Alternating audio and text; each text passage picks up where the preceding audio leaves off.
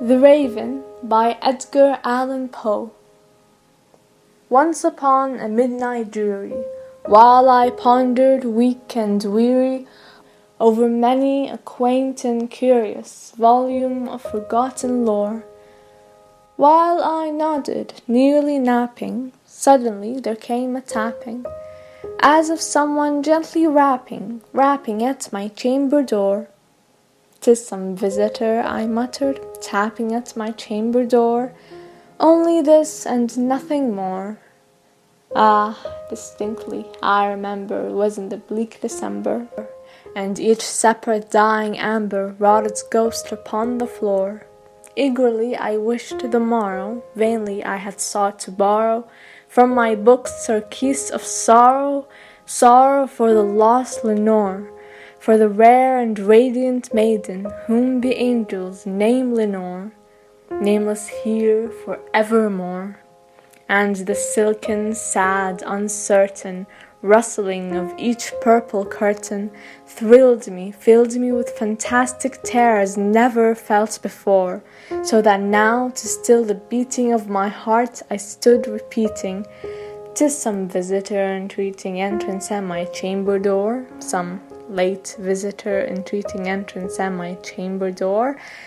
This it is and nothing more."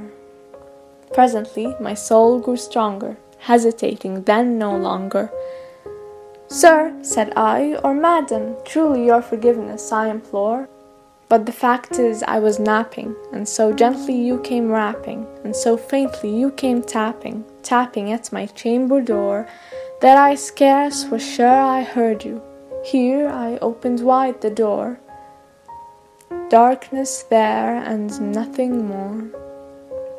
Deep into that darkness peering, long I stood there, wondering, fearing, doubting, dreaming dreams no mortal ever dared to dream before. But the silence was unbroken, and the stillness gave no token, and the only word there spoken was the whispered word, "Lenore?" This I whispered, and an echo murmured back the word, "Lenore?" Merely this and nothing more. Back into the chamber turning, all my soul within me burning, soon again I heard a tapping somewhat louder than before. "Surely," said I, "surely that is something at my window lattice. Let me see then what there it is, and this mystery explore. Let my heart be still a moment, and this mystery explore. 'Tis the wind and nothing more." Open here I flung the shutter, when with many a flirt and flutter in there stepped a stately raven of the saintly days of yore. Not the least obeisance made he, not a minute stopped or stayed he, but with mien of lord or lady perched above my chamber door, perched upon a bust of Pallas just above my chamber door, perched and sat and nothing more. Then this ebony bird, beguiling my sad fancy into smiling, by the grave and stern decorum of the countenance it wore, "Though thy crest be shorn and shaven, thou," I said, "art sure no craven, ghastly, grim, and ancient raven, wandering from the nightly shore. Tell me what thy lordly name is on the night's Plutonian shore." Quoth the raven, "Nevermore." Much I marveled this ungainly fowl to hear discourse so plainly, though its answer little meaning, little relevancy bore. For we cannot help agreeing that no living human being ever yet was blessed with seeing bird above his chamber door, bird or beast upon the sculptured bust above his chamber door, with such name as Nevermore. But the raven, sitting lonely on the placid bust, spoke only that one word, as if his soul in that one word he did outpour. Nothing further than he uttered, not a feather than he fluttered, till I scarcely more than muttered, "Other friends have flown before. On the morrow he will leave me, as my hopes have flown before." Then the raven said, nevermore.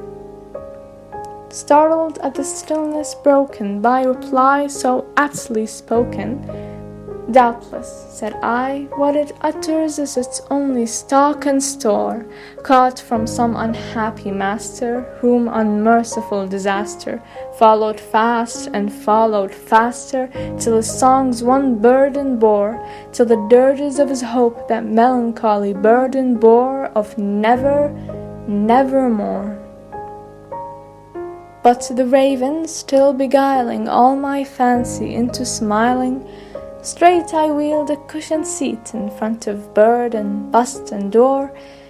Then, upon the velvet sinking, I betook myself to linking fancy onto fancy, thinking what this ominous bird of yore, what this grim, ungainly, ghastly, gaunt and ominous bird of yore meant in croaking nevermore. This I sat engaged in guessing, but no syllable expressing, to the fowl whose fiery eyes now burned into my bosom's core. This and more I sat divining, with my head at ease reclining, on the cushion's velvet lining that the lamplight gloated o'er, but whose velvet violet lining with the lamplight gloating o'er, she shall press, nevermore. Then, methought, the air grew denser, perfumed from an unseen censer, swung by seraphim whose footfalls tinkled on the tufted floor. Wretch, I cried, thy God hath lent thee, by these angels he hath sent thee, respite and nepenthe from thy memories of Lenore. Quaff, oh quaff this kind nepenthe, and forget this lost Lenore. Quoth the raven, nevermore.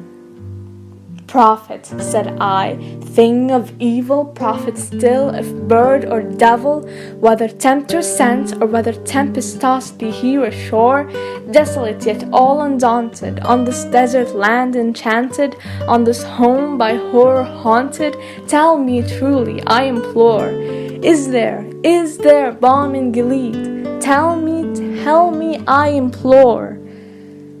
Quoth the raven, nevermore. Prophet, said I, thing of evil, prophet still, if bird or devil, by that heaven that bends above us, by that God we both adore, tell this soul with sorrow laden, if within the distant Aidenn it shall clasp a sainted maiden, whom the angels name Lenore, clasp a rare and radiant maiden, whom the angels name Lenore. Quoth the raven, nevermore.